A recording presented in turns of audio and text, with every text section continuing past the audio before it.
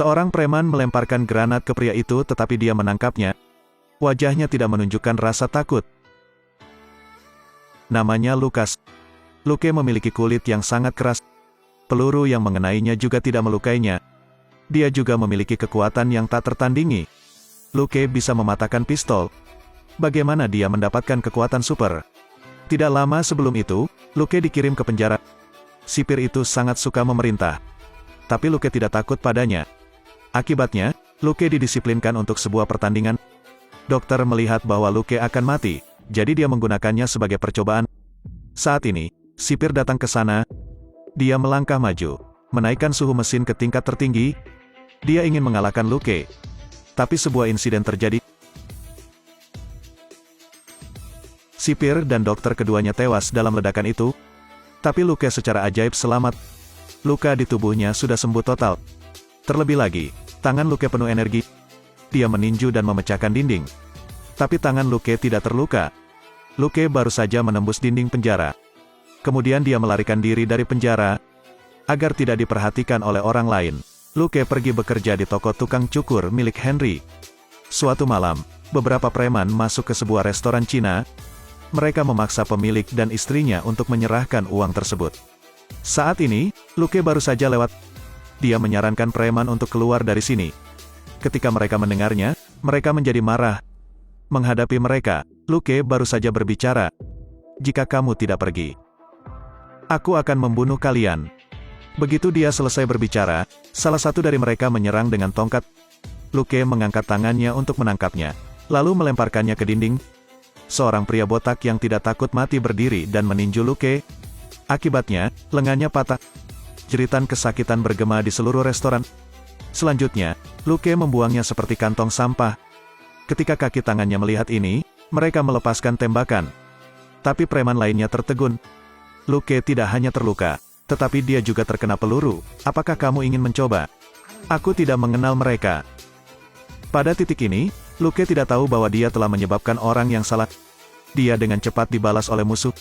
Pria ini mendobrak pintu mobil. Kemudian dia menyerbu ke wilayah gangster. Dia ingin menghancurkan orang-orang ini. Karena sahabatnya dibunuh oleh mereka. Sehari yang lalu, beberapa preman datang ke tempat pangkas rambut tempat Luke bekerja. Pemimpin utamanya adalah Cornell, bos geng tersebut. Preman yang datang ke restoran adalah juniornya. Dia memperingatkan Luke untuk tidak peduli lagi.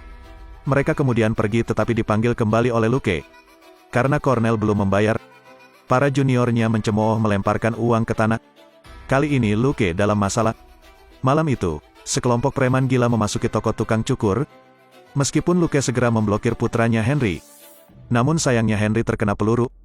Untuk melindungi bocah itu, Luke hanya bisa berpura-pura mati. Preman memasuki toko tukang cukur untuk memeriksa. Mereka juga membawa ransel. Di dalamnya ada tabungan Henry. Setelah mereka pergi, Luke berdiri. Putra Henry tidak terluka. Tapi dia sekarat. Luke tidak bisa berbuat apa-apa lagi. Pada akhirnya, dia hanya bisa melihat sahabatnya pergi. Setelah itu, Luke sendirian pergi ke tempat Cornell. Dalam perjalanan, dia juga menggunakan pintu mobil untuk menindas satu orang. Luke meninju dinding dan mengeluarkan batang besi. Preman itu seperti semut. Luke mengambil sofa dan melemparkannya ke arah mereka. Para preman dikalahkan sekaligus. Mereka terus menembak, tapi Luke tetap tidak terluka. Preman yang ketakutan ingin menangis. Luke mengulurkan tangan dan membuatnya pingsan. Kemudian dia menendang pintu besi itu. Di dalamnya ada lemari besi emas Cornell. Luke mengambil semua emas itu. Ketika Cornell mengetahui bahwa emas itu telah dicuri, dia sangat marah.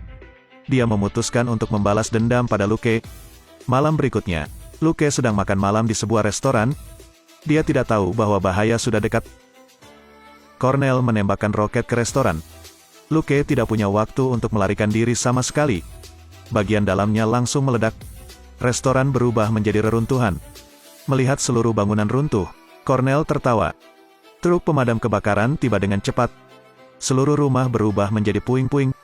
Sheriff percaya tidak ada yang selamat dalam ledakan itu. Tapi kali ini, tinju muncul dari reruntuhan. Ternyata Luke belum mati. Dia bahkan menyelamatkan pemilik restoran. Semua orang sangat terkejut. Keesokan harinya, Luke masuk ke rumah Cornell. Beberapa junior langsung mengepung. Salah satu penembak menembak Luke, Tetapi peluru itu balas menembak. Melihat Luke tidak terluka, Cornell pun heran. Luke memperingatkannya bahwa jika dia mengacaukannya lagi, dia akan mati. Cornell tidak pernah begitu terintimidasi. Dia segera ingin menjatuhkan matanya keluar. Jika dia tidak bisa membunuh Luke, dia akan malu.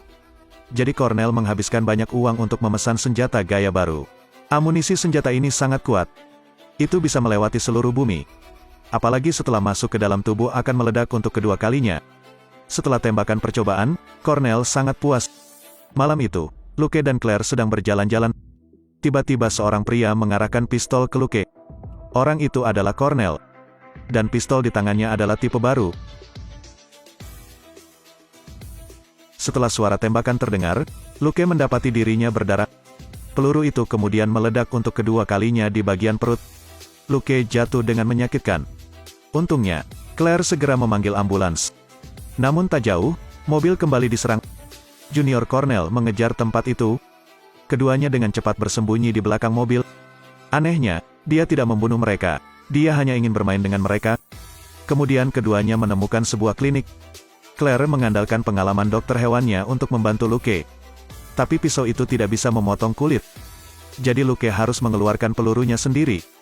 Akibat penikamannya, pisau itu bengkok. Sepertinya saya harus menunggu sampai episode berikutnya untuk mendapatkan pelurunya. Episode hari ini berakhir di sini. Selamat tinggal.